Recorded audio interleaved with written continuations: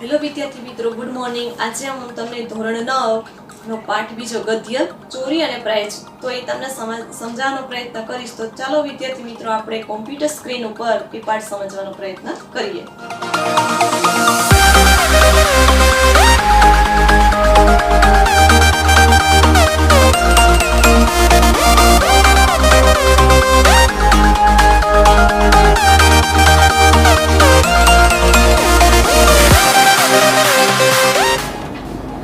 વિદ્યાર્થી મિત્રો, આજે આપણે ગદ્ય પાઠ 2 ચોરી અને પ્રાયશ્ચિત. પ્રાયશ્ચિત એટલે પસ્તાવો.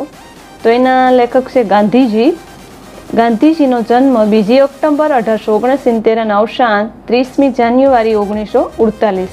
તો ગાંધી બાપુ, આપણે એને બાપુ કહેતા, રાષ્ટ્રપિતા અને મહાત્મા એમ ઉપમા આપતા. મોહનદાસ કરમચંદ ગાંધી એનું નામ હતું. ગાંધી બાપુનો જન્મ પોરબંદરમાં થયો હતો. તેમના પિતા કરમચંદ ગાંધી પોરબંદર રાજ્યના દિવાન હતા. માતાનું નામ પુતળીબાઈ હતું. પોરબંદર, રાજકોટ અને ઇંગ્લેન્ડમાં અભ્યાસ કર્યો હતો. ગાંધીબાબુ પોરબંદર, રાજકોટ અને ઇંગ્લેન્ડમાં અભ્યાસ કર્યો હતો. તેમણે ઇંગ્લેન્ડમાંથી કાયદાની ઉપાધિ મેળવી હતી. તેણે ઇંગ્લેન્ડમાંથી જે વકીલાતની ડિગ્રી મેળવી હતી. દક્ષિણ આફ્રિકામાં હિન્દીઓના હકો માટે અને ભારતમાં આઝાદીનું નેતૃત્વ તેમણે કર્યું હતું.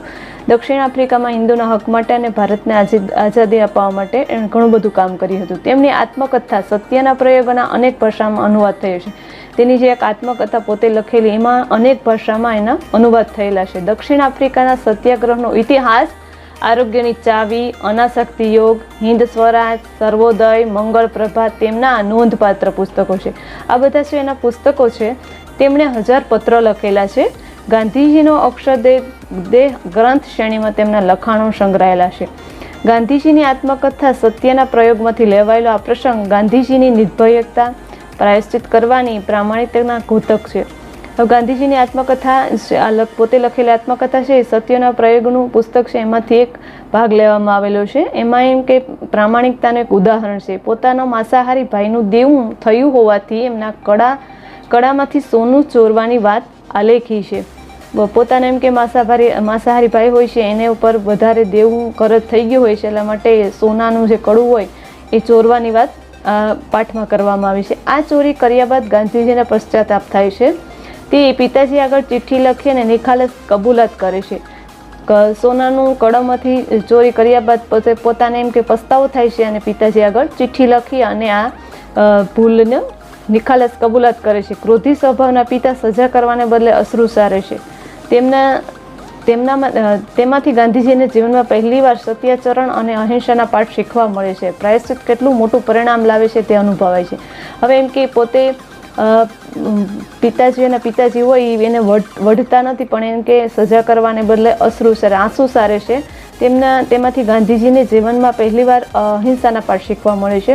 અને એમ કે પસ્તાવો કેટલું મોટું પરિણામ લાવે છે તેને આ પાઠમાંથી અનુભવ મળે છે. ગાંધીજીએ એકવાર કરેલી ભૂલ ફરી ન કરે તેમાંથી એ મહાત્મા બન્યા છે. હવે ગાંધીજી એકવાર નિર્ણય કરી લે છે કે એકવાર ભૂલ કરી તો હવે ફરીથી જીવનમાં નહીં થાય, એટલા માટે ગાંધીજી ત્યારથી મહાત્મા બન્યા છે. તો હવે આપણે પાઠને સમજવાનો પ્રયત્ન કરીએ.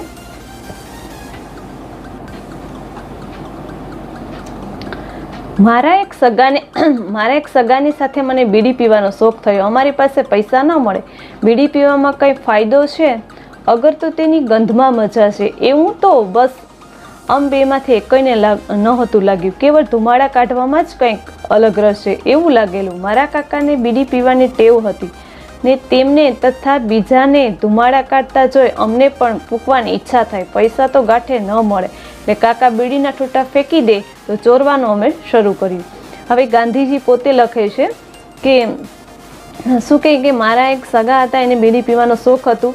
એટલે બીડી પીવામાં કંઈક ફાયદો તો છે અને ગંધમાં મજા છે. એટલે બંનેને એવું લાગતું ન હતું. હવે ધુમાડા કાઢવામાં જ કંઈક અલગ જ મજા છે. એટલે ગાંધી બાપુ જે નાના હતા, નાના બાળક, એટલે એની આગળ પૈસા ન હોય એટલે ગાંધી બાપુ શું કહે કે જે મારા કાકા હતા એને બીડી પીવાની શોખ હતો. એટલે બીડી એને પીતા જોઈ પોતાને પણ એમ કે બીડી પીવાની ઈચ્છા થઈ. એટલે એના કાકા જે ધુમાડા કાઢતા છે એને જોઈને એને ઈચ્છા થઈ. એટલે પોતાની પાસે પૈસા ન હતા એટલે જે કાકા હતા બીડીના ઠૂંઠા ફેંકી દે એ ચોરવાનું શરૂઆત કરી. અહીંયા ગાંધીજીની પેલી શરૂઆત બીડીના ઠૂઠા ચોરવાની શરૂઆત થાય છે. બીડીના ઠૂઠા એટલે જે એમ કે બીડીનો વધેલો ભાગ એને ઠૂઠા કહેવાય. હવે નીચે પેરેગ્રાફ.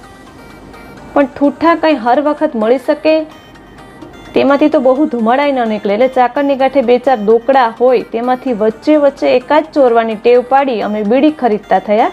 પણ એને સંઘરવી ક્યાં એ સવાલ થઈ પડ્યો. વડીલોને દેખતા તો બીડી પીવાય જ નહીં એ ખબર ન હતી. જેમ તેમ કરી 2-4 દોકડા ચોરી ને થોડા અઠવાડિયું ચલાવ્યું. દરમિયાન સાંભળ્યું કે એક જાતના છોડ છે, તેનું નામ તો હું ભૂલી ગયો છું. થાય છે કે તેની ડાકડી બીડીની જેમ સળગે છે, તે પી શકાય. અમે તો તે મેળવીને ફૂંકતા થયા. હવે શું કહે આ પેરેગ્રાફમાં કે દર વખતે કંઈ ઠૂઠા મળી ન શકે.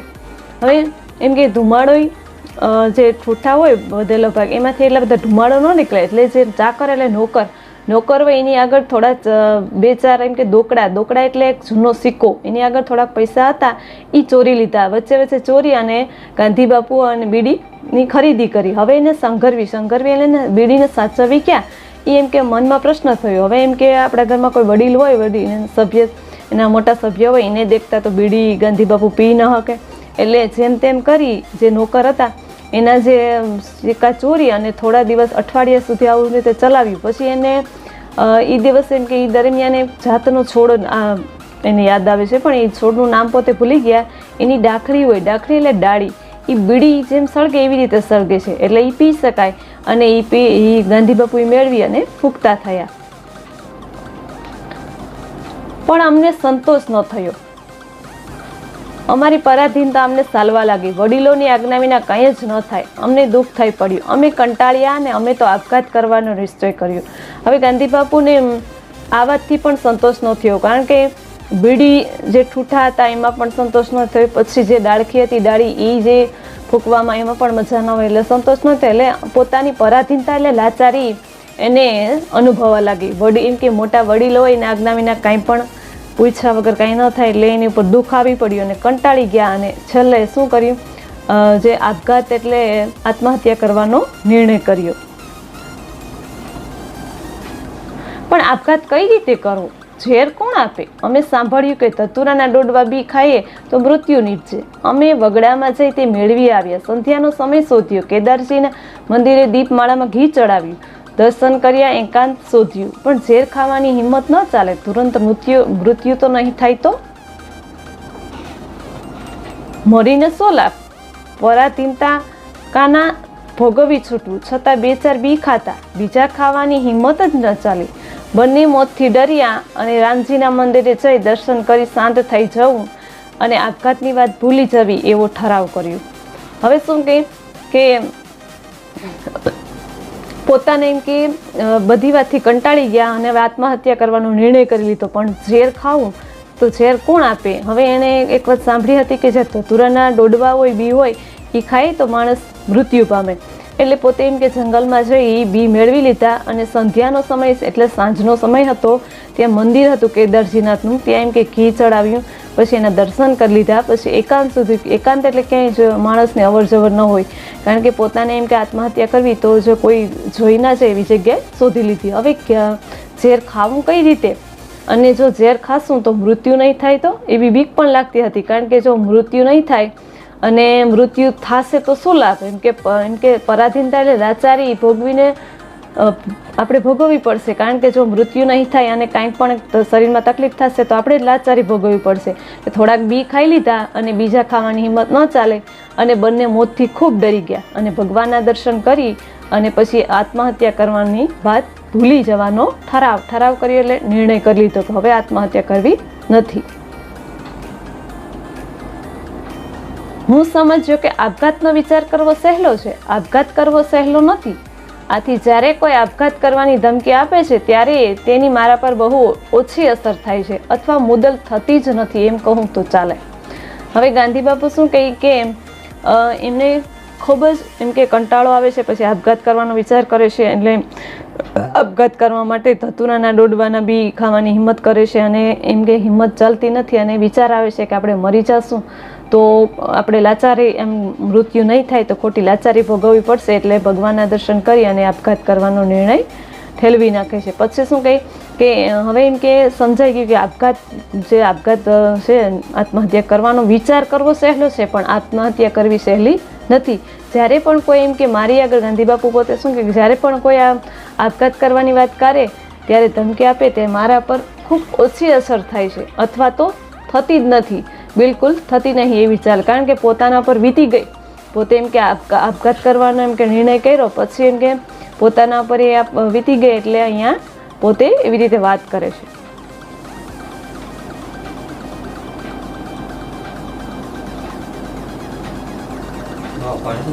આપઘાતના વિચારનું પરિણામ એ આવ્યું કે અમે બંને એઠી બીડી ચોરીને પીવાની, તેમજ નોકરના દોકડા ચોરવાની, તેમાંથી બીડી લઈ ફૂંકવાની ટેવ ભૂલી જ ગયા.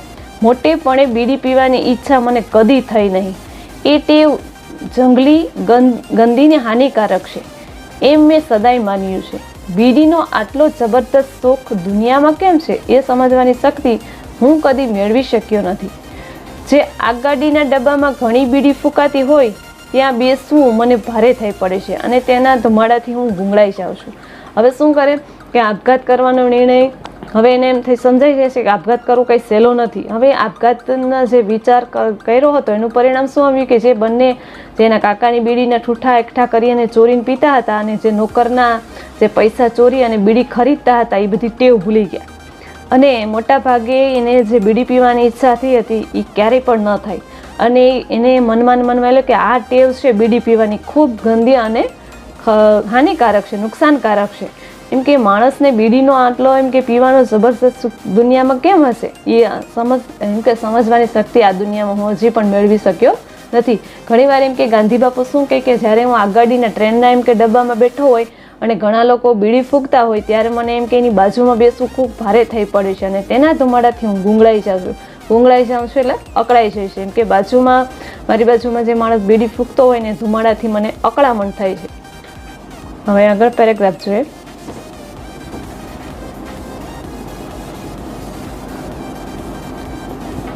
હવે આગળના પેરેગ્રાફમાં ઘણા બધા એમ કે પહેલા પેરેગ્રાફમાં આપણે એવી રીતે સમજ્યા કે એના જે કાકા હતા એને બીડી પીવાનો શોખ હતો એટલે ગાંધીજી બાપુ એના ઠૂઠા જે હતા એ ચોરી કરી અને બીડી પીવે છે. પછી નોકરના દોકડા એટલે જૂના સિક્કા એ ચોરી અને બીડીની ખરીદી કરે છે એ બીજી ચોરી છે. અને હવે ભયંકર ચોરી અહીંયા આવે છે. બીડીના ઠૂઠા ચોરવાને તેને અંગે ચાકરના દોકડા ચોરવા એ દોષ કરતાં પણ બીજો એક દોષ ચોરીનો દોષ છે જે મારાથી થયો તેને હું વધારે ગંભીર ગણું છું. બીડીનો દોષ થયો ત્યારે ઉંમર 12-13 વર્ષની હશે, કદાચ તેથી ઓછી. બીજી ચોરી વેળાએ ઉંમર 15 વર્ષની હશે. આ ચોરી મારા માંસાહારી ભાઈના સોનાના કડાના કકડાની હતી. તેમનું નાનું સરખું એટલે 25 રૂપિયાનું કરજ હતું. એ કેમ પતાવું એનો અમે બંને વિચાર કરતા હતા. મારા ભાઈને હાથે સોનાનું નક્કર કડું હતું, તેમાંથી એક તોલો સોનું કાપવું મુશ્કેલ ન હતું. હવે શું કહી ગાંધી બાપુ કે બીડીના જે ઠૂઠા અમે ચોરી લીધા, પછી નોકરના જે દોકડા એમ કે રૂપિયા જે જૂના સિક્કા ચોર્યા, એના કરતાં પણ વધારે દોષ જે વધારે ભૂલ કરી એ મારાથી થઈ ગઈ અને હું ખૂબ ગંભીર માનું છું. જ્યારે એમ કે બીડીની જે ભૂલ થઈ મારે બીડી ચોરવાને જે મારે ભૂલ થઈ ત્યારે એમ કે ગાંધી બાપુ શું કે મારી ઉંમર 12-13 વર્ષની હશે અને બીજી જ્યારે ચોરી થઈ ત્યારે એમ કે ઉંમર 15 વર્ષની હશે. અને આ ભૂલ છે ચોરી મારા માંસાહારી પોતાના એમ કે ભાઈ માંસાહારી હોય અને એની આગળ સોનાનું કડું હોય, કક્કડ એટલે એક નક્કર કડું હોય અને એમાં એના ભાઈનું કરજ હોય 25 રૂપિયાનું. ત્યારે એ સમયમાં 25 રૂપિયાનું કરજ, અત્યારે 25,000 રૂપિયા મનાય છે. એટલે એને કેમ પતાવવું એ બંને ભાઈ વિચાર કરતા હતા કે એટલું એમ કે કરજ થઈ ગયું, દેવું થઈ ગયું, તો હવે એને કઈ રીતે એમાંથી છૂટવું. એટલે પોતે શું કહે કે એના ભાઈના હાથમાં જે કડું હતું સોનાનું એમાંથી એક તોલું સોનું કાપી અને એ કરજ ભરવું હતું. એમ કે પોતે ભરવા માંગતા હતા. આગળ પેરેગ્રાફ. કડું કપાયું, કરજ ફીટ્યું, પણ સારું આ વાત અહસ્ય થઈ પડી. હવે પછી ચોરી ન જ કરવાનો મેં નિશ્ચય કર્યો. પિતાજી પાસે કબૂલ કરી દેવું જોઈએ એમ લાગ્યું. જીભ તો ન ઉપડે. પિતાજી મને મારશે એવો ભય તો ન જ હતો. તેમણે કોઈ દિવસ અમને એકેય ભાઈને તાડન કર્યું હોય એવું મને સ્મરણ નથી. પોતે પણ દુઃખી થશે, કદાચ માથું ફૂટશે એ જોખમ ખેડીને દોષ કબૂલ કરવો જ જોઈએ. તે વિના શુદ્ધિ નહીં થાય એમ લાગ્યું. છેવટે ચિઠ્ઠી લખી દોષ કબૂલ કરવો, માફી માગવી એવો ઠરાવ કર્યો. મેં ચિઠ્ઠી લખી હાથોહાથ આપી. ચિઠ્ઠીમાં બધો દોષ કબૂલ કર્યો અને સજા માગી. પોતે પોતાની ઉપર દુઃખ ન વહોરી લે એવી આજીજીપૂર્વક વિનંતી કરવી અને ભવિષ્યમાં ફરી એવો દોષ ન કરવાની પ્રતિજ્ઞા કરી. હવે આ પેરેગ્રાફમાં શું કહે કે કડું કપાયું, જે એના ભાઈનું નક્કર કડું હતું એ કડું એમાંથી 1 તોલા સોનું કાપાઈ લીધું અને કરજ ફીટ્યું, એટલે કરજ ભરાઈ ગયું. પણ એમ કે ગાંધીજી બાપુને આ બધું થઈ ગયું એટલે હવે એને જે આ વાત હતી એ અહાસ્ય એકદમ સહન કરવી મુશ્કેલ થઈ પડી. હવે આમ કે આ ત્યારથી એણે ચોરી ન કરવાનો નિર્ણય કરી લીધો અને એના પિતાજી હતા એની પાસે એમ કે ચિઠ્ઠી લખી અને એમ કે આપણે આ ભૂલ કબૂલ કરી દેવી જોઈએ.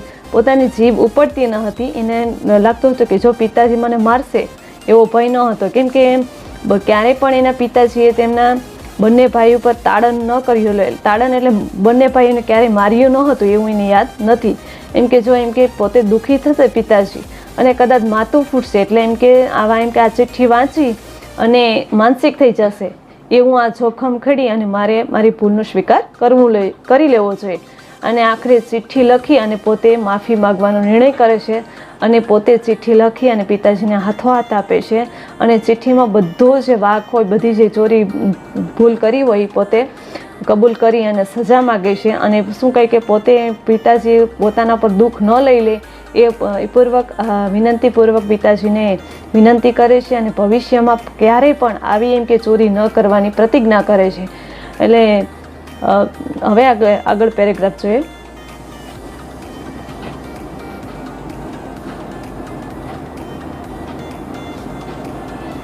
મેં ધ્રુજતા હાથે આ ચિઠ્ઠી પિતાજીના હાથમાં મૂકી તેમની પાટની સામે બેઠો. આ વેળે તેને ભગંદરનું દર્દ હતું, તેથી તેઓ ખાટલા વસતા. ખાટલાને બદલે લાકડાની પાટ વાપરતા. હવે ગાંધીજી બાપુ શું કહે કે જ્યારે પોતે એમ કે જે ચોરી કરી હતી એનો બધો વાક પોતે ચિઠ્ઠીમાં લખીને સજા માગી હતી, એટલે પોતાના હાથ ધ્રુજતા હતા પિતાજીને ચિઠ્ઠી આપવામાં, એટલે તે પાટની સામે બેઠો. ત્યારે એ વેળાએ ભગંદરનું એના પિતાજી હતા, એને ભગંદરનું દર્દ એટલે કબજિયાતનો રોગ. ત્યારે એને એ દુઃખ હતું, ત્યાંથી એના પિતાજી ખાટલા વસતા. ખાટલાને બદલે તે જે લાકડાની પાટ આવે એના ઉપર એ વાપરતા હતા. તેમણે ચિઠ્ઠી વાંચી. આંખમાંથી મોતીના બિંદુ ટપક્યા. ચિઠ્ઠી ભીંજાઈ. ક્ષણવાર આંખ મીચી ચિઠ્ઠી ફાડી નાખીને પોતે વાંચવા સારું બેઠા થયા હતા અને પાછા સૂતા. હું પણ રડ્યો. પિતાજીનું દુઃખ સમજી શક્યો. હું ચિતારો હોઉં તો એ ચિત્ર આજે સંપૂર્ણતાએ આલેખી શકું એટલું જો આજે મારી આંખ સામે તરી રહ્યું છે. હવે શું કહે આમ પેરેગ્રાફમાં કે પિતાજીને ચિઠ્ઠી આપી, પિતાજીએ ચિઠ્ઠી વાંચી. હવે આંખમાંથી પિતાજીને ટપક ટપક એમ મોતીના બિંદુ જેવા આંસુ ટપક્યા અને જે ચિઠ્ઠી હતી એ આખી ભીંજાઈ ગઈ. થોડી વારમાં ચિઠ્ઠી પિતાજીએ ફાડી નાખી અને પોતે એમ કે વાંચવા માટે બેઠા થઈ અને પાછા સૂઈ ગયા. હવે ગાંધીજી પણ પોતે રડવા માંડ્યા અને પિતાજીના દુઃખને સમજી શકે. એમ કે પિતાજીને એટલું બધું એના પર ચિઠ્ઠી વાંચીને દુઃખ આવી પડ્યું કે હું ચિતારો હું તો એટલે ચિતારો એટલે જો ત્યારે હું એમ કે હું ચિત્રકાર ન હતો, જ્યારે જો હું ચિત્રકાર હોય તો એ જે ચિત્ર છે જેમ કે દુઃખભર્યું ચિત્ર છે હું આખું આલેખી શકું, એટલે આખું દોરી શકું એટલું જ આજે મારે આંખ સામે એ ચિત્ર તરવરી રહ્યું છે. એ મોતીબિંદુના પ્રેમ બાણે મને વિંધ્યો. હું શુદ્ધ થયો. એ પ્રેમ તો જાણે અનુભવ્યો હોય તે જ જાણે, રામ બાણ વાગ્યા હોય તે જાણે. હવે શું કહે કે એ જે પિતાજીનું દુઃખ હતું, પિતાજીના આંસુ હતા, એ મને એ પિતાજીનો પ્રેમ હતો એ મને એનાથી વિંધી નાખ્યો અને હું એનાથી શુદ્ધ થયો. મેં મારે પોતાની ભૂલની માફી માગી લીધી અને એ પિતાજીનો પ્રેમ જેણે અનુભવ્યો હોય તે જ જાણે, રામ બાણ વાગ્યા હોય તે જાણે. એટલે કે જેના ઉપર જે પરિસ્થિતિ આવી હોય એ જ જાણે. એટલે શ્રી રામ છે પોતાના એમ કે પિતાના વચન ખાતર વનવાસ ભોગવ્યો હતો, એટલે જેના પર પરિસ્થિતિ આવી તે જાણે. આગળ પેરેગ્રાફ. મારે સારું અહિંસાનો પર્દાપાઠ હતો. એ વેળાએ તે એમાં પિતા પ્રેમ ઉપરાંત બીજું ન જોયું, પણ આજે હું શુદ્ધ અહિંસાને નામે ઓળખાવું છું. આવી અહિંસા જ્યારે વ્યાપક સ્વરૂપ પકડે ત્યારે પોતાના સ્પર્શથી કોણ અલિપ્ત રાખે? એવી વ્યાપક અહિંસાની શક્તિનું માપ કાઢવું અશક્ય છે. હવે આ પેરેગ્રાફમાં શું કહે કે પિતાજી એમ કે મને અહિંસાના ઉપદેશ આપ્યો હતો. એ વખતે મને પિતાના પ્રેમ સિવાય બીજું કાંઈ પણ દેખાતું ન હતું. હું ત્યારે એમ કે મારા પિતાજીના પ્રેમને અને શુદ્ધ અહિંસાને ત્યારે ઓળખી શક્યો કે મારા પિતાજી મારા પર વઢિયા પણ નહીં, મને કાંઈ પણ એમ કે કટુ વચન ન બોલ્યા અને મને માફ કરી દીધો. અને જ્યારે એમ કે અહિંસા જ્યારે એમ કે હિંસા પર ન કરી અને અહિંસા જ્યારે એમ કે પોતાનું રૂપ પકડે ત્યારે પોતાના સ્પર્શથી એમ કે પોતાના પિતાજીને જે પ્રેમથી કોણ એમ કે અલિપ્ત એટલે કોણ દૂર રાખી શકે એવી આ એમ કે અહિંસાની શક્તિનું જે માપ કાઢવું ખૂબ જ અશક્ય છે. આગળ પેરેગ્રાફ. આવી શાંત ક્ષમા પિતાજીના સ્વભાવથી પ્રતિકૂળ હતી. તે ક્રોધ કરશે, કટુ વચન સંભળાવશે, કદાચ માથું ફૂટશે એવું મેં ધાર્યું હતું, પણ તેમણે આટલી અપાર શાંતિ જાળવવી તેનું કારણ દોષની નિખાલસ કબૂલાત હતી એમ હું માનું છું. જે માણસ અધિકારી આગળ સ્વેચ્છાએ પોતાના દોષનો નિખાલસપણે ફરી કદી તે ન કરવાનો પ્રતિજ્ઞાપૂર્વક સ્વીકાર કરી લે તે શુદ્ધતમ પ્રાયશ્ચિત કરે છે. હું જાણું છું મારા એકરારથી પિતાજી મારા વિશે નિર્ભય થયા અને તેમનો મહાપ્રેમ વૃદ્ધિ પામ્યો. હવે આ છેલ્લા પેરેગ્રાફમાં શું કહે કે આવા એમ કે પિતાજી એમ કે શાંત આવી એમ કે મને માફી આપી કે એ પિતાજીના સ્વભાવમાં એમ પ્રતિકૂળતા અનુકૂળતા હતી કે મને એવું લાગતું કે પિતાજી મારા પર ક્રોધ કરશે કારણ કે મેં એટલી બધી ભૂલ કરી હતી, મોટી ભૂલ કે જે સોનાનું કડું વેચી અને કરજ ભોગવ્યું હતું. એટલા માટે આવા ખરાબ વચન બોલશે, કદાચ એમ કે માથું ફૂટશે. તો એવું મેં ધાર્યું હતું કે કદાચ એમ કે આવા મારા ચોરીના જે બનાવ સાંભળી અને ખૂબ દુઃખી થશે, પણ આટલી એમ કે શાંતિથી અપાર શાંતિ જાળવી અને મારી ભૂલ હતી એમ કે નિખાલસ સ્વરૂપે એમ કે કબૂલ કરી. અને હું માનું છું જે માણસ એમ કે અધિકારી આપણે શીખવા મળે કે જે માણસ એમ કે કોઈ પણ મોટા હોય કે નાના હોય આપણીથી ભૂલ થઈ ગઈ હોય તો આપણે સ્વેચ્છાએ પોતાને એમ કે ભૂલનો આપણે દોષ કબૂલ કરી લેવો જોઈએ અને માફી માગવી જોઈએ અને ફરી એ ભૂલ ફરીથી ન કરવાનો નિર્ણય કરી લેવો જોઈએ. ત્યારે જ આપણે શુદ્ધ પસ્તા એમ કે પ્રાયશ્ચિત થાય છે. એટલે ગાંધી બાપુ શું કહે કે હું જાણું છું કે મારા એકરારથી મારા એમ કે ભૂલથી મારા પિતાજી મારા વિશે નિર્ભય થયા અને મને મહાન પ્રેમ પિતાજીનો પામ્યો. એટલે આ જે છે ચોરી અને પ્રાયશ્ચિત એ ગાંધીજીના સત્યના પ્રયોગમાંથી એક ભાગ લેવામાં આવેલો છે. એટલે આ પાઠમાં શું કહેવા માગે કે એક ગાંધી બાપુ હોય એમ કે પોતાના જે કાકા હોય એને બીડી પીવાનો શોખ હોય એટલે પોતાને પણ ઈચ્છા થાય, પણ પોતે નાના હતા એટલે એને બીડી પીવાના જે પૈસા ન મળે એટલા માટે એના ઠૂઠા ચોરવાનું શરૂઆત કરે છે. એ પહેલી ચોરી થાય છે. પછી એના નોકર હોય એના નોકરના દોકડા એટલે જૂનો સિક્કો ચોરી અને અઠવાડિયું સુધી ચાલે એ બીડી જે લે છે અને એને સંઘરી રાખે છે એ બીજી ચોરી થાય. પછી એમ કે એનાથી કંટાળી અને પછી જે ડાળી હોય એને સળગાવવાનો પ્રયત્ન કરે છે અને પછી એનાથી પણ કંટાળી અને છેલ્લે આપઘાત કરવાનો નિર્ણય કરે છે. આપઘાત કરવા પણ જીવ નથી ચાલતો અને પછી જેનો માંસાહારી ભાઈ હોય મોટી ગંભીર ભૂલ કરે છે. એનો માંસાહારી ભાઈ હોય એમાંથી એમ કે જે એને કરજ ચૂકવવા માટે જે સોનાનું કડું હોય એમાંથી 1 તોલા સોનું કાપી અને વેચી અને કરજ ચૂકવી દે છે.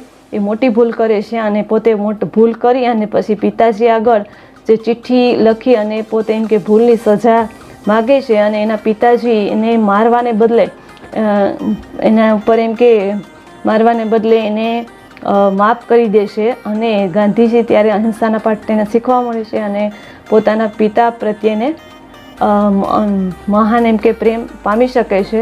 એટલે ક્યારેય પણ એમ કે કોઈ વ્યક્તિ ભૂલ કરે તો તેને એમ કે એને માફ કરી દેવા જોઈએ અને આપણાથી કંઈ પણ ભૂલ થાય એ નાનું હોય કે મોટું તો આપણે એમ કે માફી માગવી જોઈએ. વિદ્યાર્થી મિત્રો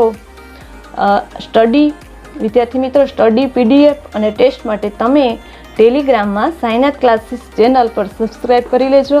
ત્યાં સ્ટડી માટે PDF ફોટો અને ટેસ્ટમાં ત્યાં અપલોડ થતું હોય છે. જો વિદ્યાર્થી મિત્રો વિદ્યાર્થી મિત્રો જો તમને આ વિડીયો ગમ્યો હોય તો શેર કરજો અને સબસ્ક્રાઈબ કરજો જેથી અન્ય વિદ્યાર્થીને ખૂબ ઉપયોગી થઈ પડે. Thank you so much.